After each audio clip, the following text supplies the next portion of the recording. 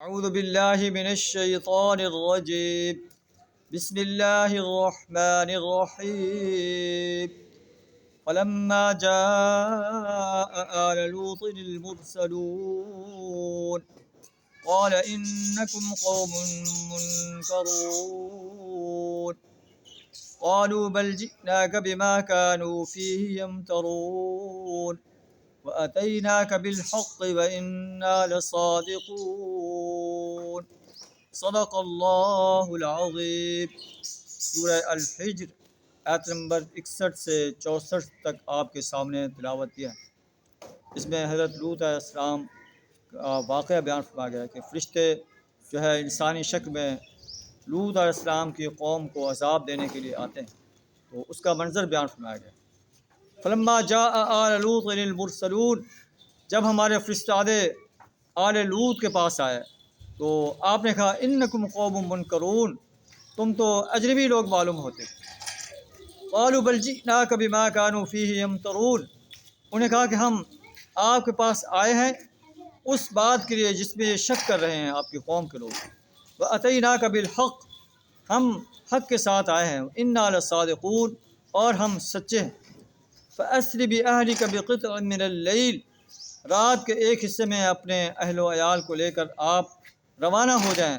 واتبع ادبارہم، آپ ان کے پیچھے پیچھے آئیں۔ ولا یلتفت منکم احد وامضوا حیث تؤمرون، تم میں سے کوئی پیچھے مڑ کر نہ دیکھے، اور جدھر جانے کا آپ کو حکم دیا گیا ہے آپ اسی طرف چل پڑیں۔ وقضینا الیہ ذلک الامر ان دابر ہؤلاء مقطوع مصبحین، اور ہم نے یہ فیصلہ دے دیا ہے کہ اس قوم کی جڑ صبح صبح کاٹ کر رکھ دی جائے گی۔ تو جب لوط علیہ السلام کی بستی والوں نے آپ کے مہمانوں کے بارے میں سنا کہ وہ لڑکوں کی شکل میں آئے ہیں، وہ خوش ہوئے اور لوط علیہ السلام کے گھر کو گھیر لیا۔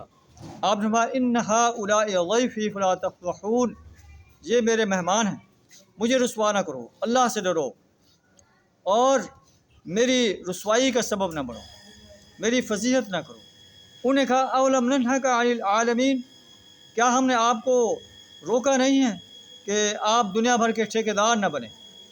قال ہؤلاء بناتی ان کنتم فاعلین، آپ نے فرمایا یہ میری بیٹیاں ہیں، اگر تمہیں کچھ کرنا ہے تو ان سے نکاح کر کے تم جو ہے اپنی حاجت پوری کر سکتے ہو، یا انبیاء جو نبی کی جو امت ہے ان کی بیٹیاں جو ہے نبی کی بیٹیاں ہوتے ہیں یا اپنی بیٹیاں، بہرحال ان میں جو بھی جو ہے آپ کی مراد تھی۔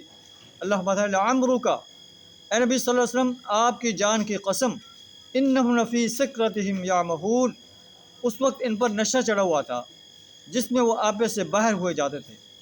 فاخذتہم الصیحۃ مشرقین، آخر کار پاؤں پھٹتے ہی ایک زبردست دھماکے نے انہیں اپنے لپیٹ میں لے لیا۔ فجعلنا عالیہا سافلہا، ہم نے زمین کو تلپٹ کر دیا۔ وامطرنا علیہم حجارۃ من سجیل، ان پر پتھروں کی بارش برسائی۔ ان فی ذلک لآیات للمتوسمین، اس واقعے میں بڑی نشانیاں ہیں ان لوگوں کے لیے جو صاحب فراست ہیں۔ وانہا لبسبیل مقیم، اور وہ علاقہ جو ہے عام گزرگاہ پر واقع ہے۔ ان فی ذلک لآیۃ للمؤمنین، اس میں سامان عبرت ہے ان لوگوں کے لیے جو صاحب ایمان ہیں۔ صاحب ایمان اس وقت جو ہے اہل مکہ کے اہل ایمان تھے، انہیں بتایا جا رہا ہے کہ قریش کے سردار، قریش کے کفار جو آپ کو تنگ کر رہے ہیں، آپ کو ڈس آنر کر رہے ہیں، ان کا بھی یہی انجام ہونے والا ہے اگر اپنے اس عمل پر یہ قائم رہے۔ تو اللہ سے دعا تعالیٰ ہمیں سچا مومن بننے کی توفیق عطا فرمائے، غفران نعمت سے اپنی پناہ عطا فرمائے۔ وآخر دعوانا الحمد للہ رب العالمین۔